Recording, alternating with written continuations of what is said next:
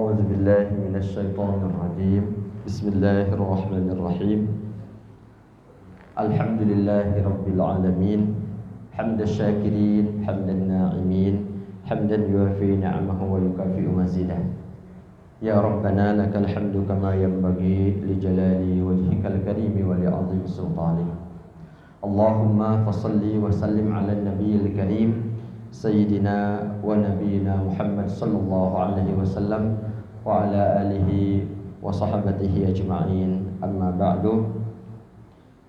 Yang sama-sama kita hormati Ketua DKM dan para asatiz, juga Pak RT, para sesepuh di sini yang juga kita sama-sama hormati dan dimuliakan Allah Subhanahu wa taala, serta Bapak dan Ibu jamaah sekalian. Uhayyikum jami'an bi tahiyyatil Islam. Assalamualaikum warahmatullahi wabarakatuh. Alhamdulillah, kita bersyukur kepada Allah Subhanahu wa taala, dan memang di setiap kesempatan kita selalu saling mengingatkan untuk terus bersyukur, karena betapa pentingnya bersyukur atas nikmat yang Allah anugerahkan untuk kita semuanya. Di dalam Al-Quran ada sekitar 71 ayat yang menyebutkan kata syukur dengan beberapa bentuknya. Ini salah satu contoh, salah satu bukti betapa pentingnya kita memiliki rasa dan sifat syukur di dalam hidup kita. Termasuk salah satunya dalam tema Ramadan, kita juga diberikan arahan untuk bersyukur. Ayat-ayat yang berbicara tentang Ramadan itu ada 5 ayat di surat Al-Baqarah 183 sampai 187. Dari 5 ayat ini ada 4 ayat yang diakhiri dengan kalimat yang mengandung kata la'alla. Jadi kalau kita baca di 183, akhir ayatnya itu berbunyi la'allakum tattaqun.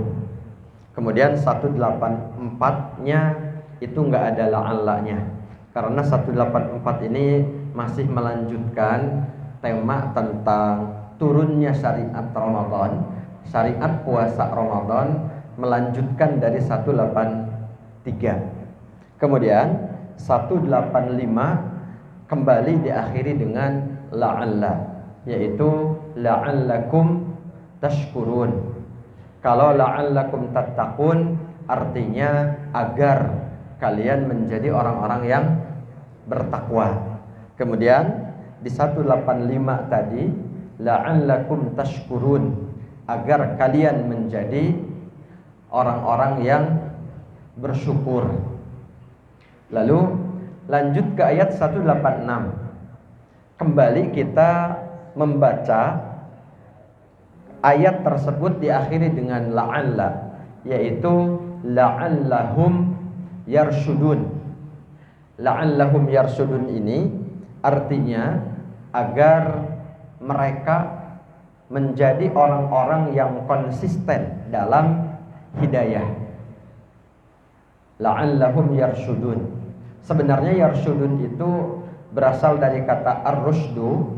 Ar-rusydu itu artinya dewasa, matang.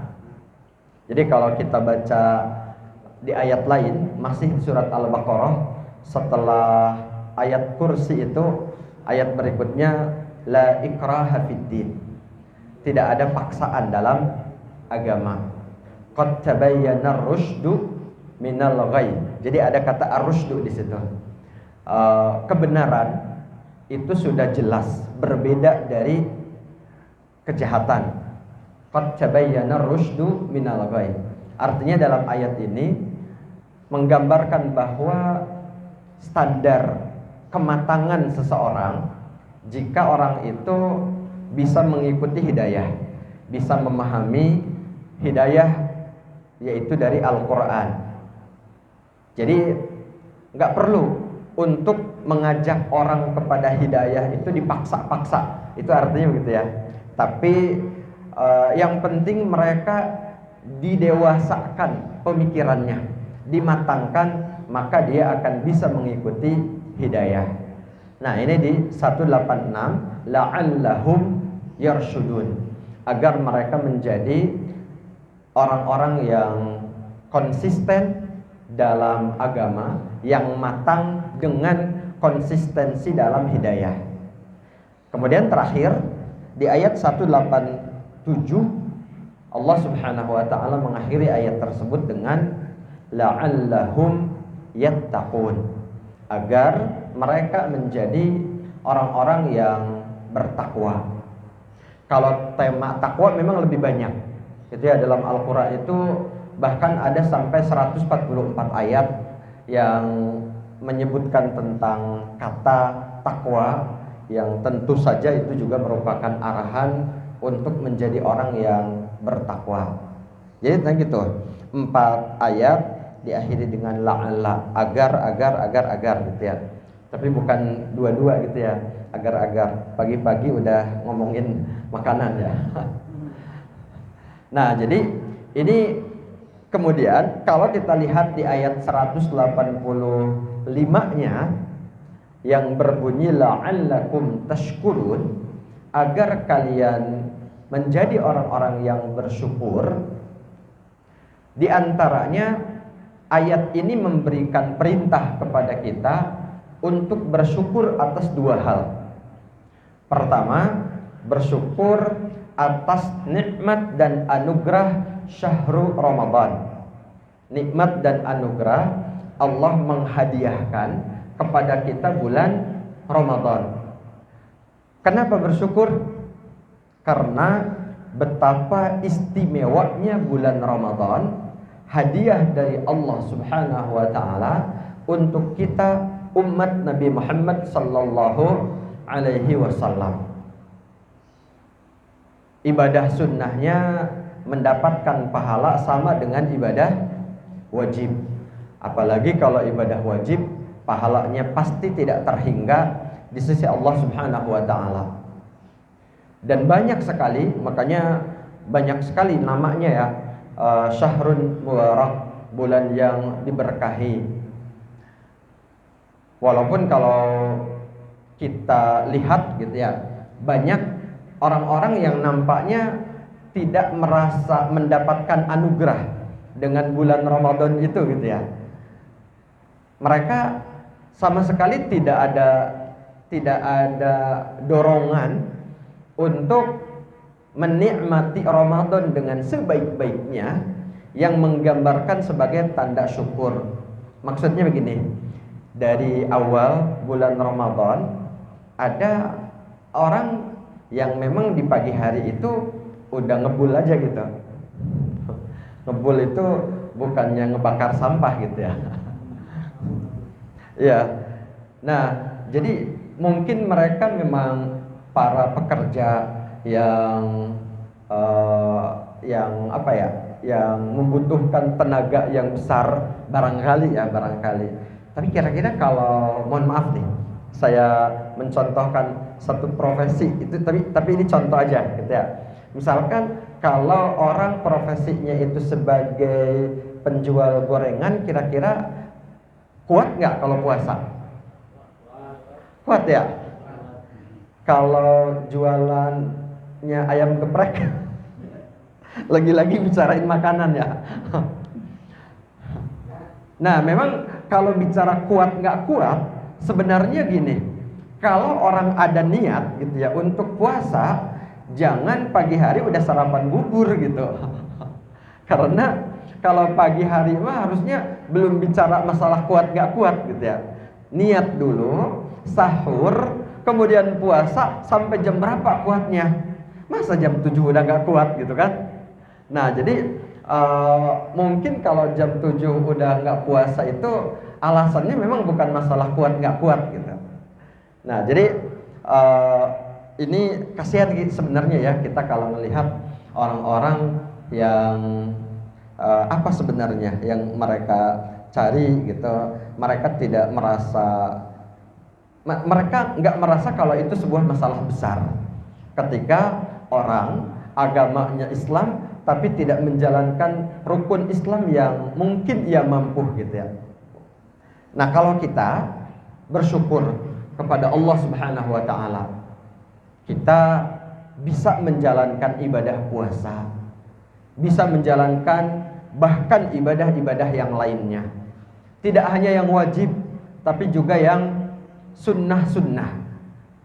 Tarawihnya, baca Al-Quran, diperkuat lagi dengan zikir-zikir, doa, istighfar, sedekah, berbagi makanan untuk berbuka puasa, dan banyak sekali kebaikan-kebaikan yang kalau kita coba renungkan, kira-kira ada nggak perbedaan antara kebaikan kita di bulan puasa dengan di luar bulan puasa? Ada ya? Kalau ada, maka ini lagi-lagi yang perlu kita syukuri. Kita bersyukur kepada Allah Subhanahu wa taala atas satu iklim, atas satu kondisi ketika kita memiliki semangat berbuat baik yang lebih dibanding hari-hari lainnya. Nah, ini yang patut kita syukuri, bersyukur kepada Allah Subhanahu wa taala. Karena dari syukur itu juga kemudian kita merasa kalau di bulan puasa ini kalau ada hal-hal yang barangkali agak melenceng, maksudnya melalaikan dari perhatian kita terhadap waktu ibadah, sadarnya itu cepat gitu ya, cepat. Misalkan biasanya kita mungkin kalau bapak-bapak suka kali ya nonton bola gitu, atau ibu-ibu nonton apa? Nonton sinetron atau nonton gosip gitu ya, pantengin gitu ya, mantengin TV, mantengin YouTube, mantengin TikTok, IG gitu, pantengin. Kalau lagi puasa kayaknya sadarnya itu cepat gitu. Saya nggak boleh lama-lama mantengin yang kayak gini. Mending saya pakai buat baca Al-Quran, buat tadarus. Mending saya pakai buat berzikir. Mending saya pakai buat sholat tarawih gitu. Jadi semangat untuk mengalahkan hal-hal yang kurang penting itu lebih kuat gitu ya, lebih kuat. Nah, ini patut kita syukuri, sangat-sangat bersyukur dengan kondisi seperti ini. Sehingga kemudian dengan rasa syukur ini, maka bagaimana kemudian kita mengawetkan, menjaga nikmat ini untuk terus kita jaga di bulan Ramadan ini, tentunya sampai akhir. Kan sampai akhir juga tinggal sebentar lagi ya, tinggal 7 hari lagi insya Allah. 7 hari apa 6 hari? Iya. Ada yang 7 hari, ada yang 6 hari ya. Nggak apa-apa gitu, masing-masing pendapat ya. Nah, jadi sebentar lagi, tinggal seminggu lagi kita gas terus. Makanya kenapa salah satu hikmah Allah Subhanahu wa taala memberikan waktu khusus di akhir Ramadan, yaitu waktu yang sangat istimewa, Lailatul Qadar. Yang Lailatul Qadar itu kita nggak tahu persis kapan gitu ya. Kalau di malam-malam ganjil misalkan tanggal 21 udah kelihatan belum Lailatul Qadar? Udah ya. Kalau atau tanggal 23, malam 23. Kan malam 23 ganjil, malam Jumat lagi gitu ya. Kayaknya belum ya. Ya anggap aja belum, biar terus semangat gitu. Karena memang salah satu hikmah Allah merahasiakannya hakikat gitu dari Lailatul Qadar itu sebenarnya kapan. Memang tujuannya agar di akhir Ramadan itu kita nggak loyo, kita justru gas terus sampai akhir, sampai jadi pemenang. Dan uniknya kalau dalam masalah ibadah, untuk jadi pemenang itu kita tidak perlu ngalahkan orang lain ya. Gitu. Misalkan Pak Firman biar jadi juara, maka ketua DKM-nya harus disikut, pokoknya harus jadi pecundang gitu. Nah, kalau untuk urusan ibadah kita nggak ada seperti itu. Karena yang harus kita jadikan pecundang itu hanya setan dan hawa nafsu saja. Dan di bulan puasa Allah sudah bantu kita. Setan-setannya sudah diborgol gitu. Walaupun setan-setan yang berbentuk manusia kelihatannya nggak diborgol gitu ya. Nggak kelihatan begini gitu. Walaupun hakikatnya tetap gitu diborgol. Maksudnya hakikatnya diborgol itu dia tidak leluasa mengajak kepada kejahatan.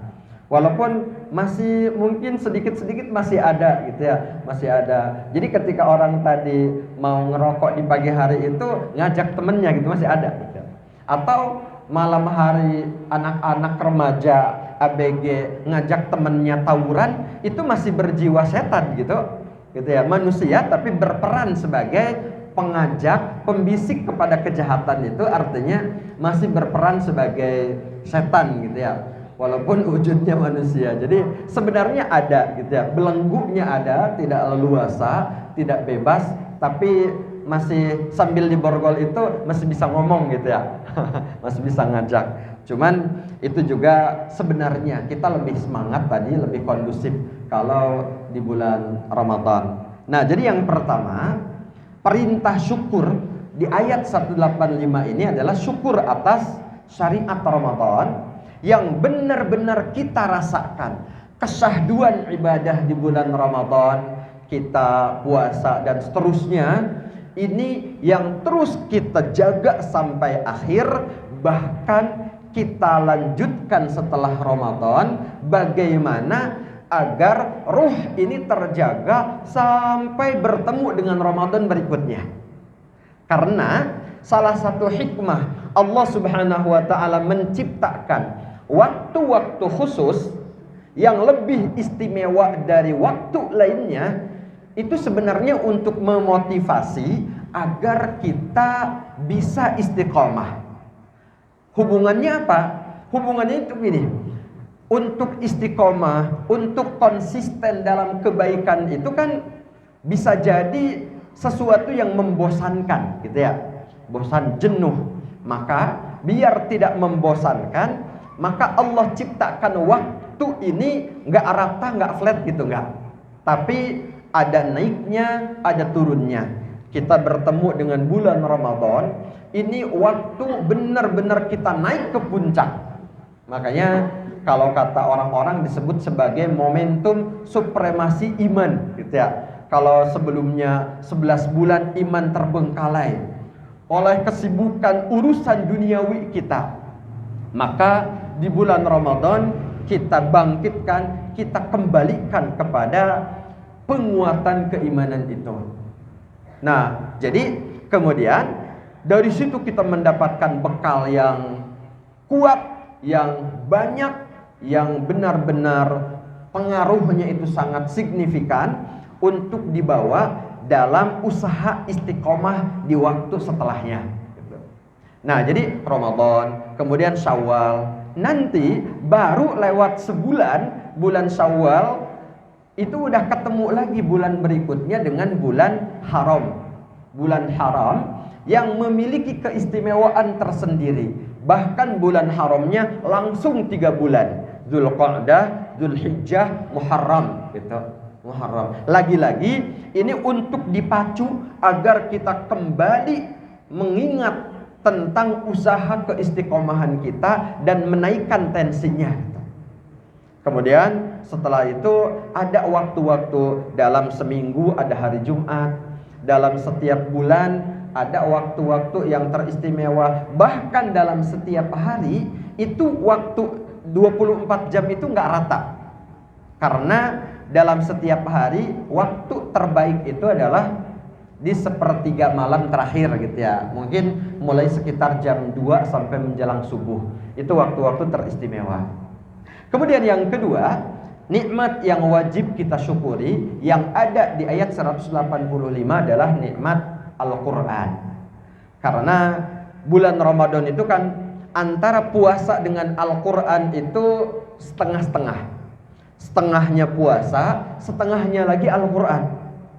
Jadi kalau misalkan orang di bulan Ramadan puasanya full, alhamdulillah, maka dia sudah mendapatkan setengah keutamaan Ramadan.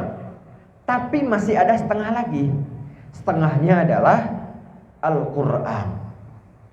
Makanya kalau kita baca bagaimana Rasulullah SAW, para sahabat dan para ulama berinteraksi dengan Al-Quran itu luar biasa. Contoh yang sangat-sangat membuat kita membuat kita berpikir apa mungkin gitu ya, mungkin. Misalkan Rasulullah kalau beliau sholat tarawih gitu ya, sholat tarawih itu dari malam ba'da isya itu beliau sampai waktu sahur itu mepet gitu, mepet. Jadi sahur itu buru-buru gitu, takut keburu azan subuh. Berarti semalaman full gitu tarawihnya itu. Dan ternyata para sahabat juga sama begitu, karena mereka kan melihat Rasulullah gitu ya, para sahabat. Makanya ada yang seperti Sayyidina Utsman bin Affan radhiyallahu an, beliau setiap malam tarawihnya itu khatam baca Al-Quran dalam sholat tarawih gitu. Jadi itu bagaimana interaksi dengan Al-Quran dalam sholat gitu. Jadi sholat tarawih khatam baca Al-Quran. Kebayang nggak? Karena Utsman bin Affan itu bahkan pernah gini, dia itu semalaman sholatnya itu hanya 1 rakaat. Berarti sebelum selesai dia baca Al-Quran, dia nggak ruku-ruku, berdiri semalaman. Gimana rasanya itu kaki gitu ya, berdiri semalaman. Dan sahabat-sahabat lain juga ada yang kayak gitu. Ada yang baca Al-Quran dalam tarawihnya itu setiap 3 malam sekali khatam. Ada yang seminggu sekali khatam. Yang seperti contoh Imam Bukhari misalkan. Imam Bukhari itu kalau beliau setelah tarawih lanjut tahajud gitu ya. Setelah tarawih itu lanjut tahajud. Nah, dalam tahajudnya Imam Bukhari kan kenal ya Imam Bukhari? Ya, sangat paling terkenal ulama ahli hadis gitu ya. Jadi beliau sholat tahajudnya itu setiap pekan itu tadi beliau khatam baca Al-Quran. Nah, jadi contoh-contoh para ulama seperti itu yang ternyata mereka juga nggak ringan-ringan amat, karena ternyata untuk berdiri lama seperti itu mereka bahkan sampai pakai tongkat gitu. Pegel juga kayaknya pakai tongkat, cuman mau mau udah berhenti aja, sayang ini bacaannya masih sangat dinikmati gitu. Seperti itu mereka menikmati interaksi mereka dengan Al-Quran.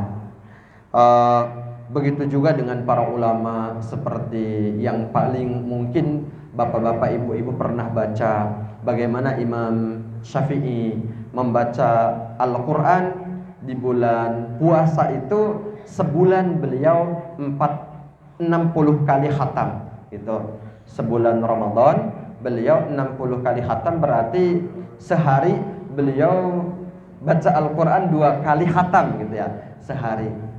Ya, jadi kita yang berada di masa sekarang bahkan ngebayanginnya aja nggak bisa gitu ya. Gimana caranya itu orang-orang bisa baca Al-Quran seperti itu? Ya, ini tapi sebenarnya ini mungkin walaupun gitu ya tidak sampai segitu, kita berusaha untuk terus menjaga bagaimana agar bisa konsisten dalam interaksi. Nah, jadi di antara nikmat terbesar yang Allah anugerahkan kepada kita setelah nikmat Ramadannya, nikmat puasanya adalah Al-Quran. Makanya Allah Subhanahu wa taala berfirman, "Walitukabbirullaha 'ala ma hadakum wa la'allakum tashkurun." Kalimat di akhir ayatnya berbunyi seperti itu. Walitukabbilullah, agar kalian bertakbir mengumandangkan keagungan Allah Subhanahu wa taala, ala ma hadakum, atas nikmat hidayah. Yaitu ketika Al-Qur'an turun, Al-Qur'an itu turun hudan linnas, sebagai hidayah bagi manusia, bagi kita. Ketika kita mendapatkan hidayah yang membuat hidup kita menjadi berarti, hidup kita menjadi bermakna, jelas arah kepada kebahagiaan dan keselamatan itu jelas gitu. Jelas. Tapi jelas itu tadi kalau Al-Qur'annya dibaca gitu. Al-Qur'annya dibaca, kemudian berusaha untuk dipahami. Kalau baca mungkin lebih banyak baca saja gitu, tadarus lebih banyak, mungkin sehari bisa 1 juz bulan puasa. Atau kalau baca terjemahannya mungkin sehari bisa ya 1 ayat atau 1 baris gitu per hari. Yang penting konsisten. Nah, jadi dimulai dari bulan puasa ini sebagai rasa syukur kita niatkan ini sebagai awal. Niat kita untuk kita lanjutkan terus setelah puasa, tidak akan putus kita berinteraksi dengan Al-Quran, kita perpanjang ruh Ramadan ini. Makanya seorang imam mengatakan, dalam hidup ini kita memang wajib bersyukur. Bahkan andai Allah Subhanahu wa ta'ala hanya memberikan kepada kita kemampuan untuk bernafas saja, gitu ya, hanya bisa bernafas, menghirup dan mengeluarkan udara, gak bisa melihat, gak bisa mendengar, gak bisa berjalan, gak bisa makan, gak bisa minum misalkan nih. Ada orang yang seperti itu. Kata beliau, maka itu sudah lebih dari cukup untuk dia jadikan seluruh hidupnya untuk bersyukur kepada Allah Subhanahu wa ta'ala. Itu betapa pentingnya kita bersyukur sebagai salah satu kewajiban. Jadi memang kalau kita sering membahas bahwa Ramadan ini adalah sarana untuk latihan bersabar, ternyata di sisi lain Ramadan juga sarana untuk latihan bersyukur. Karena memang sabar dan syukur tidak boleh hilang salah satunya, gitu ya. Dua-duanya harus seimbang. Itu mungkin yang bisa saya sampaikan. Mudah-mudahan Allah Subhanahu wa ta'ala memberikan kekuatan, taufik, pertolongan kepada kita, bisa menyempurnakan ibadah Ramadan kita sampai akhir. Dan semoga ibadah Ramadan kita adalah ibadah yang makbulah, ibadah yang diterima oleh Allah Subhanahu wa ta'ala, yang diantara tanda-tandanya nanti dilihat setelah Ramadan. Kalau setelah Ramadan lebih baik dari sebelum Ramadan, itu salah satu tanda ibadah Ramadan kita diterima oleh Allah Subhanahu wa ta'ala. Terima kasih dan mohon maaf atas kehilafan dan kekurangan atau hal yang kurang berkenan dalam penyampaian ini. Billahi taufiq wal hidayah. Assalamualaikum warahmatullahi wabarakatuh.